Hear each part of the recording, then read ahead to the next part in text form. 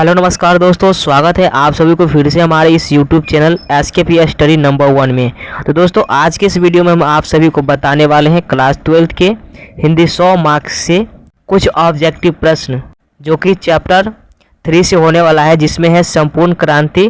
तो इस चैप्टर से जो है हम ऑब्जेक्टिव प्रश्न आप सभी को कवर कराने वाले हैं। तो आप लोग इस वीडियो को एंड तक देखिएगा, और अगर चैनल पर पहली बार आए तो चैनल को सब्सक्राइब और वीडियो को लाइक ज़रूर कीजिएगा, और जितना हो सके अपने दोस्तों के साथ शेयर भी कीजिएगा। चलिए आज के इस वीडियो को हम शुरू करते हैं। तो आपका यहाँ पर पहला प्रश्न है कि संपूर्ण क्रांति क्या है। संपूर्ण क्रांति क्या है? यहाँ पर आपके ऑप्शन है निबंध, बी है भाषण, सी है कहानी और डी है इनमें से कोई नहीं। देखिए संपूर्ण क्रांति क्या है, तो ये एक भाषण है। तो यहाँ पर आपके ऑप्शन नंबर डी हो जाएगा भाषण। संपूर्ण क्रांति क्या है, तो ये एक भाषण है। चलिए अगला प्रश्न देखते हैं, 2 नंबर प्रश्न। तो यहाँ पर आपका दूसरा प्रश्न है कि जयप्रकाश नारायण रचित पाठ का नाम क्या है। जयप्रकाश नारायण रचित पाठ का नाम क्या है? यहाँ पर आपके ऑप्शन है उसने कहा था, बी है जूठन, सी है संपूर्ण क्रांति और डी है शिक्षा। तो यहाँ पर इसका सही उत्तर हो जाएगा ऑप्शन नंबर यहाँ पर सी हो जाएगा, संपूर्ण क्रांति। जयप्रकाश नारायण रचित पाठ का क्या नाम है, तो संपूर्ण क्रांति। चलिए अगला प्रश्न देखते हैं यहाँ पे। तो अगला प्रश्न है 3 नंबर प्रश्न में है कि जयप्रकाश नारायण के पिताजी का क्या नाम था। यहाँ पर आपके ऑप्शन है दीनदयाल, बी है हर्षदयाल, सी है रामदयाल और डी है सर्वेश दयाल, है ना। तो यहाँ पर जो इसका सही उत्तर हो जाएगा, जयप्रकाश नारायण के पिता का क्या नाम था, तो इसका जो सही नाम सही क्या हो जाएगा, ऑप्शन नंबर बी हो जाएगा, हर्षदयाल, है ना।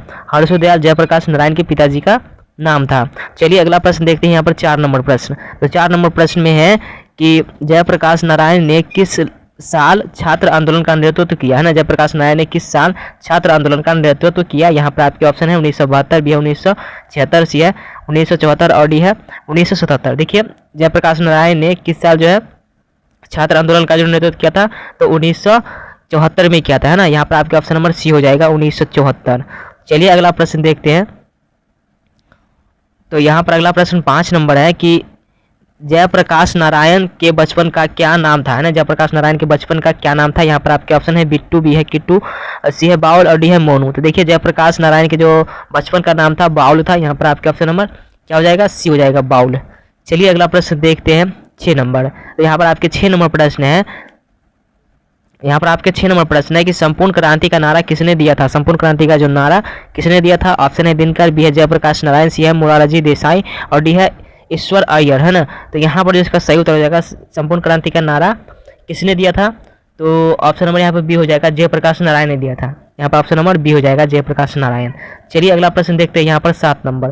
तो 7 नंबर प्रश्न में है कि जयप्रकाश नारायण जो है के अनुसार देश अविष्टा किसके हाथों में? जयप्रकाश नारायण के अनुसार जो है देश की अविष्टा किसके हाथों में? यहाँ पर आपके ऑप्शन है नेताओं के हाथ में, बी है नई पीढ़ी के हाथ में, सी है पुरानी पीढ़ी के हाथ में और डी है पूंजीपतियों के हाथ में। देखिए जयप्रकाश नारायण के अनुसार देश की अविष्टा जो है नई पीढ़ी के हाथों में है। तो यहाँ पर आपका ऑप्शन नंबर हो जाएगा बी हो जाएगा, है ना। चलिए अगला प्रश्न देखते हैं हम 8 नंबर प्रश्न में है। 8 नंबर यहाँ पर प्रश्न में है कि दिनकर जी किसके घर पर दिल का दौरा था, है ना। दिनकर जी के किसके घर पर जो है दिल का दौरा था? यहाँ पर आपके ऑप्शन है रामनाथ जी गोयनका के, बी है गंगा बाबू के, सी है जयप्रकाश नारायण के और डी है ईश्वर अय्यर के, है ना। तो देखिए दिनकर जी के जो है किसके घर पर दिल का दौरा था, तो यहाँ पर जो इसका सही उत्तर हो जाएगा ऑप्शन नंबर ए हो जाएगा, रामनाथ जी गोयनका के, है ना। यहाँ पर ऑप्शन नंबर ए हो जाएगा, ये इसका सही उत्तर हो जाएगा, रामनाथ जी गोयनका के घर पर जो है दिनकर जी को दिल का दौरा था। चलिए अगला प्रश्न देखते हैं यहाँ पर 9 नंबर प्रश्न। देखिए 9 नंबर प्रश्न में है कि जयप्रकाश नारायण मद्रास में अपने किस मित्र के साथ रुके थे, है ना। जयप्रकाश नारायण जो है मद्रास में अपने किस मित्र के साथ रुके थे? यहाँ पर आपके ऑप्शन है गंगा बाबू के साथ, बी है दिनकर जी के साथ, सी है ईश्वर अय्यर के साथ और डी है भगवान अय्यर के साथ। देखिए जयप्रकाश नारायण जो मद्रास में अपने किस मित्र के साथ रुके थे, तो ये जो था कौन था? यहाँ पर आपका ऑप्शन नंबर सी हो जाएगा, ईश्वर अय्यर के साथ रुके थे, है ना। ईश्वर अय्यर के साथ जो है मद्रास में रुके थे। चलिए यहाँ पर अगला प्रश्न देखते हैं 10 नंबर प्रश्न में है यहाँ पर आपका कि संपूर्ण क्रांति की शुरुआत कब हुई। संपूर्ण क्रांति की जो शुरुआत हुई थी कब हुई थी? यहाँ पर आपके ऑप्शन है 1974 में, बी है 1975 में, सी 1976 में और डी है 1977 में। देखिए जब संपूर्ण क्रांति की जो शुरुआत हुई थी 1974 में हुई थी। तो यहाँ पर आपके ऑप्शन नंबर ए हो जाएगा 1974 में। दोस्तों हमने 10 प्रश्न कंप्लीट करा दिए हैं। अगर आप लोग मेरे चैनल पर नए हो तो चैनल को सब्सक्राइब कीजिएगा और वीडियो को ज़्यादा से ज़्यादा अपने दोस्तों के साथ शेयर कीजिएगा। चलिए अगला प्रश्न देखते हैं 11 नंबर। तो 11 नंबर प्रश्न है कि छात्र आंदोलन का नेतृत्व तो किसने किया? छात्र आंदोलन का नेतृत्व तो किसने किया? ऑप्शन है जॉर्ज फर्नांडिस, और सी है देवीलाल, और बी है देवीलाल, और सी है कर्पूरी ठाकुर, और डी है जयप्रकाश नारायण। तो छात्र आंदोलन का नेतृत्व तो किसने किया? तो यहाँ पर आपके ऑप्शन नंबर क्या हो जाएगा? डी हो जाएगा, जयप्रकाश नारायण, है ना। जयप्रकाश नारायण ने छात्र आंदोलन की नेतृत्व किया। चलिए अगला प्रश्न देखते हैं 12 नंबर प्रश्न में। तो देखिए 12 नंबर प्रश्न में है कि जयप्रकाश नारायण का जन्म कहाँ हुआ था? जयप्रकाश नारायण का जो जन्म हुआ था कहाँ हुआ था? ऑप्शन है राघोपुर दियारा, बी है सिताब दियारा, और सी है बलिया, और डी है छपरा। देखिए जयप्रकाश नारायण का जो जन्म हुआ था सिताब दियारा में हुआ था। यहाँ पर आपके ऑप्शन नंबर बी हो जाएगा, सिताब दियारा। चलिए अगला प्रश्न देखते हैं यहाँ पर 13 नंबर। देखिए 13 नंबर प्रश्न में है कि संपूर्ण क्रांति पाठ में दिया गया भाषण किसका है? संपूर्ण क्रांति पाठ में दिया गया भाषण जो है किसका है? ऑप्शन है यहाँ पर जयप्रकाश नारायण का, बी है रामधारी सिंह दिनकर का, सी है भगत सिंह का, और डी है इनमें से किसी का भी नहीं। तो देखिए संपूर्ण क्रांति पाठ में जो दिया गया भाषण किसका है? तो ये जो है जयप्रकाश नारायण जी का है। तो यहाँ पर आपका ऑप्शन नंबर ए हो जाएगा, जयप्रकाश नारायण, है ना। चलिए अगला प्रश्न यहाँ पर देखते हैं 14 नंबर। देखिए 14 नंबर प्रश्न में है दोस्तों कि संपूर्ण क्रांति किसकी देन है? संपूर्ण क्रांति जो है वो किसकी देन है? यहाँ पर आपके ऑप्शन है ए है राम मनोहर लोहिया, बी है डॉक्टर अंबेडकर का, और सी है कर्पूरी ठाकुर का, डी है जयप्रकाश नारायण का। देखिए संपूर्ण क्रांति किसकी देन है? तो ये जयप्रकाश नारायण की देन है। यहाँ पर आपके ऑप्शन नंबर जो है डी हो जाएगा, Jayaprakash Narayan.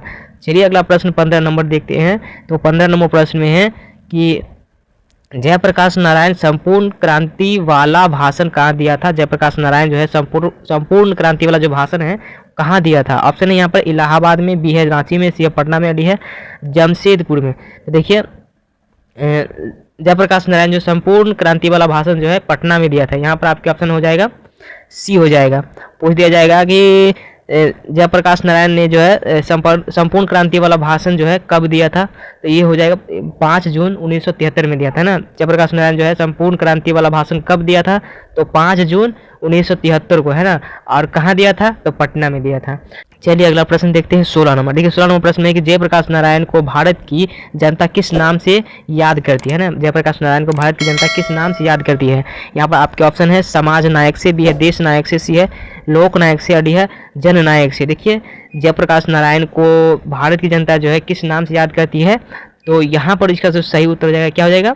Option number C हो जाएगा, लोक नायक से। जयप्रकाश नारायण को भारत की जनता लोक नायक के रूप में याद करती है। चलिए अगला प्रश्न देखते हैं हम 17 नंबर। तो 17 नंबर प्रश्न में है कि माटी की मूर्ति, यहाँ पर 17 नंबर प्रश्न है कि माटी की मूर्ति रचना किसकी है? माटी की जो मूर्ति है वो रचना किसकी है? ऑप्शन है रामधारी सिंह दिनकर का, बी है राम वृक्ष बेनीपुरी का, सी है गजानन माधव मुक्तिबोध का, और डी है आरसी प्रसाद सिंह का। देखिए माटी की जो मूर्ति है रचना किसकी है? तो ये जो है राम वृक्ष बेनीपुरी का है। यहाँ पर आपके ऑप्शन नंबर बी हो जाएगा, राम वृक्ष बेनीपुरी का, है ना। माटी की मूर्ति किसकी है? तो राम वृक्ष बेनीपुरी का। चलिए अगला प्रश्न देखते हैं हम। यहाँ पर 18 नंबर प्रश्न क्या है? तो 18 नंबर प्रश्न में है कि उर्वशी किसकी रचना है? उर्वशी जो है वो किसकी रचना है? ऑप्शन है रामधारी सिंह दिनकर का, बी है मोहनलाल महतो का, सी है सुमित्रा नंदन पंत का, और डी है जयशंकर प्रसाद का। तो उर्वशी किसकी रचना है? तो ये जो है रामधारी सिंह दिनकर का है। यहाँ पर आपके ऑप्शन नंबर जो है ए हो जाएगा, रामधारी सिंह दिनकर का। चलिए हम अगला प्रश्न देखते हैं।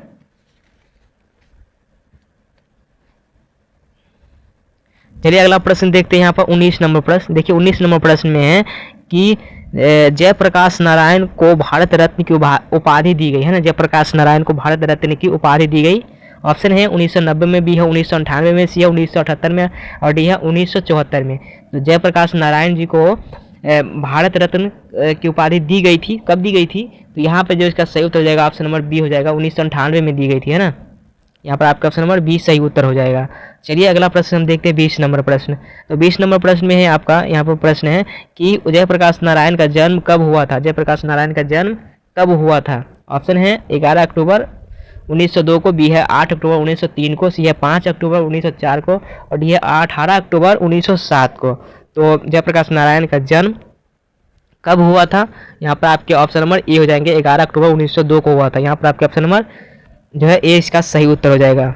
चलिए अगला प्रश्न देखते हैं हम। यहाँ पे 21 नंबर प्रश्न देखते हैं। तो यहाँ पर 21 नंबर प्रश्न में है कि जयप्रकाश नारायण जी मार्क्सवादी कब बने। जयप्रकाश नारायण जी जो है मार्क्सवादी कब बने। यहाँ पर आपके ऑप्शन है 1928, बी है 1927, सी है 1938 और डी है 1924। जयप्रकाश नारायण जो मार्क्सवादी बने थे तो ये 1924 में बने थे। यहाँ पर आपके ऑप्शन नंबर डी हो जाएगा 1924। चलिए अगला प्रश्न देखते हैं यहाँ पर 22 नंबर। तो 22 नंबर प्रश्न में है कि जयप्रकाश नारायण को किसका दलाल कहा जाता है। जयप्रकाश नारायण को जो किसका दलाल कहा जाता है। ऑप्शन है रूस का, डी है ब्रिटेन का, सी है जापान का और डी है अमेरिका का। तो जयप्रकाश नारायण को किसका दलाल कहा जाता है दोस्तों, तो अमेरिका का दलाल कहा जाता है। यहाँ पर आपका ऑप्शन नंबर डी हो जाएगा अमेरिका का, है ना। जयप्रकाश नारायण को किसका दलाल कहा जाता था, तो अमेरिका का। 23 नंबर प्रश्न में यहाँ पे कि किस अस्पताल में दिनकर का निधन हुआ था, है ना। किस अस्पताल में जो है दिनकर जी का निधन हुआ था। यहाँ पर आपके ऑप्शन है अपोलो अस्पताल, बी है श्री राम नर्सिंग होम और सी है PMCH पटना और डी है बिल्लिंगडन नर्सिंग होम। तो इसका जो सही उत्तर होगा यहाँ पे किस अस्पताल में दिनकर जी का निधन हुआ था, तो बिल्लिंगडन नर्सिंग होम में हुआ था। यहाँ पर आपके ऑप्शन नंबर डी हो जाएगा, है ना। डी इसका सही उत्तर हो जाएगा।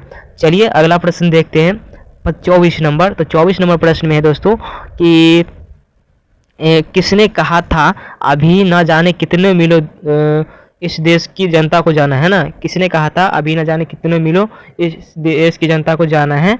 ऑप्शन है यहाँ पर महात्मा गांधी, बी है डॉक्टर राजेंद्र प्रसाद, सी है जवाहरलाल नेहरू और डी है लाल बहादुर शास्त्री। तो यहाँ पर जो इसका सही उत्तर हो जाएगा क्या होगा, ऑप्शन नंबर क्या होगा 24 नंबर प्रश्न का सी हो जाएगा जवाहरलाल नेहरू, है ना।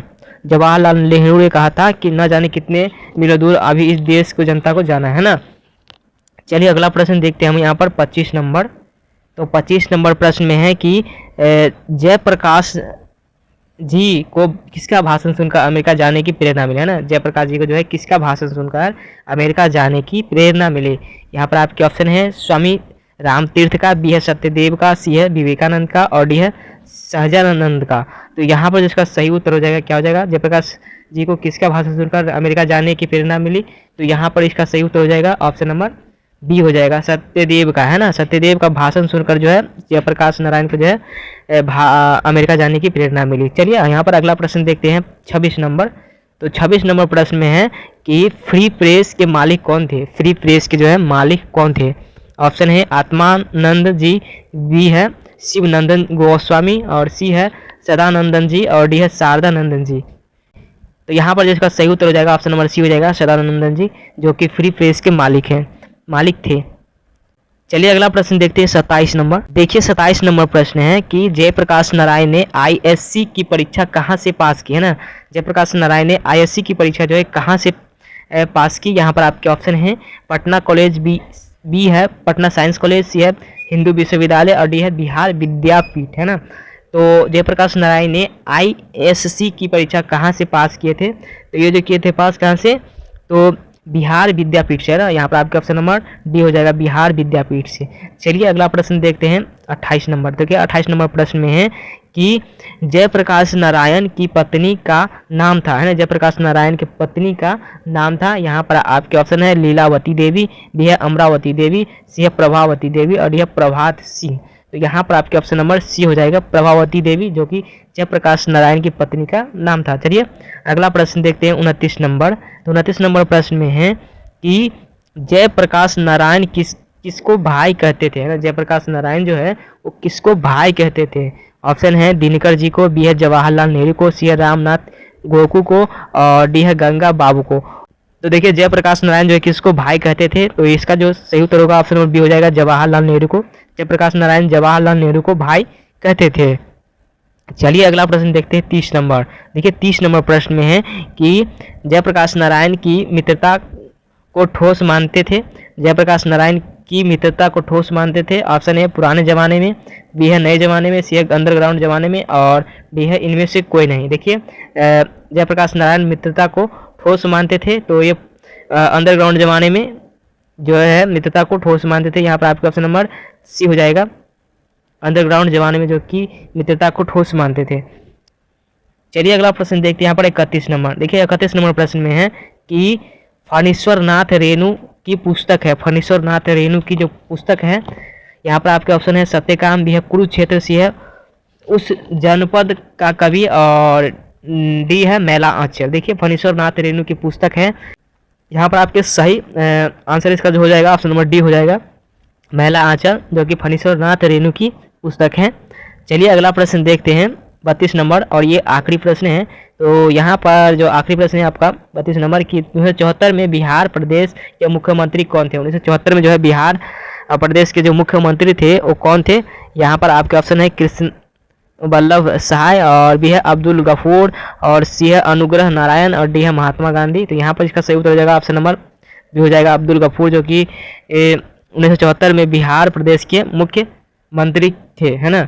तो दोस्तों आज का ये वीडियो आपको कैसा लगा आप लोग मुझे कमेंट करके बताइएगा। फिर मिलते हैं किसी नेक्स्ट वीडियो में, तब तक के लिए जय हिंद, वंदे मातरम।